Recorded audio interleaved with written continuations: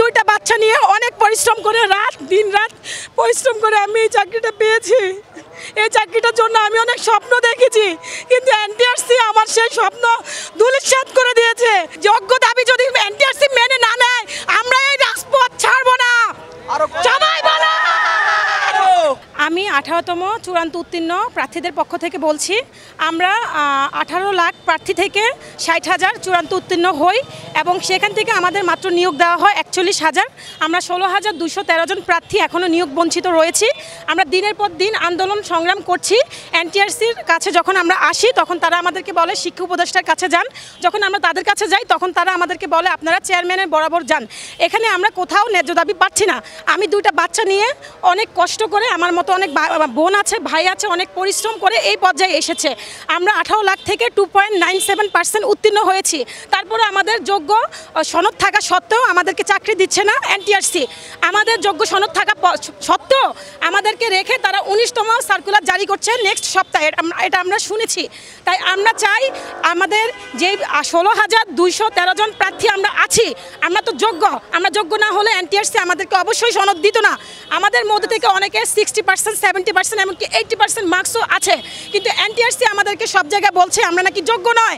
আমরা যদি যোগ্য নাই হয়ে থাকি তাহলে আমাদেরকে সনদ দিল কেন? আমাদের অনেকের মার্কস 60%, 70 এবং 80%। তাহলে এনটিআরসির যোগ্যতার মানদণ্ড কি আমি জানতে চাই এনটিআরসির কাছে। আমি দুইটা বাচ্চা নিয়ে অনেক পরিশ্রম করে দিন রাত পরিশ্রম করে আমি এই চাকরিটা পেয়েছি। এই চাকরিটার জন্য আমি অনেক স্বপ্ন দেখেছি, কিন্তু এনটিআরসি আমার সেই স্বপ্ন ধূলিসাৎ করে দিয়েছে। আমি অনেক কষ্ট করেছি এই চাকরিটার জন্য। আমি সংসার সামলে, বাচ্চা সামলে, আমি দিনের পর দিন 4 ঘন্টা ঘুমিয়ে আমি পরিশ্রম করে এই জায়গায় এসেছি। আজকে যখন আমি সনদ নিয়ে বসে আছি তখন এনটিআরসি আমাদের যোগ্য দাবি মেনে না নিয়ে আমাদেরকে বিভিন্ন দ্বারে দ্বারে ঘুরাচ্ছে। আমাদের যোগ্য দাবি যদি এনটিআরসি মেনে না নেয়, আমরা এই রাজপথ ছাড়বো না। সবাই বলো। প্রিয় দেশবাসী, আপনারা সকলে জানেন 18তম শিক্ষক নিবন্ধনে আমরা 16,213 জন সুপারিশ বঞ্চিত রয়েছি। আমরা গতকাল শাহবাগে অবস্থান করেছি।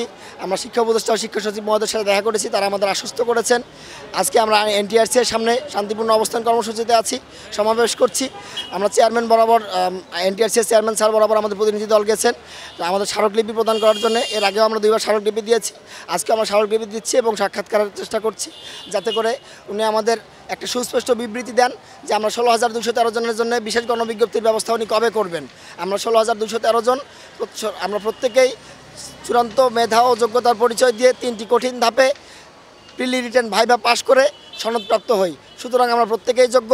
আমাদের প্রত্যেককেই সুপারিশের মাধ্যমে নিয়োগের আওতায় আনতে হবে। আমাদের দাবি একটাই, সেটা হচ্ছে 19তম শিক্ষক নিবন্ধন সার্কুলার প্রকাশ করার আগে আমাদের 18তম শিক্ষক নিবন্ধনে যারা সুপারিশ বঞ্চিত রয়েছি প্রত্যেকের বিষয়ভিত্তিক তথ্যপত্র বিশ্লেষণ করে প্রত্যেককেই সুপারিশের আওতায় আনতে হবে এবং 18তম শিক্ষক নিবন্ধনে যারা আছে প্রত্যেকের জন্য প্রাতিষ্ঠানিক বাধা যেটা আছে, প্রাতিষ্ঠানিক বাধার কারণে অনেক ভাই আমরা সুপারিশ বঞ্চিত রয়েছি।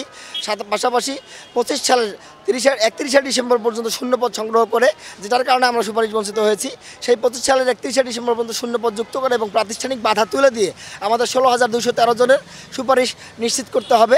আমি 16,213 জনের প্রতিনিধি হিসাবে এনটিআরসি এর চেয়ারম্যান জনাব আমিনুল স্যারের বরাবর এই আবেদন বিনীতভাবে রাখছি।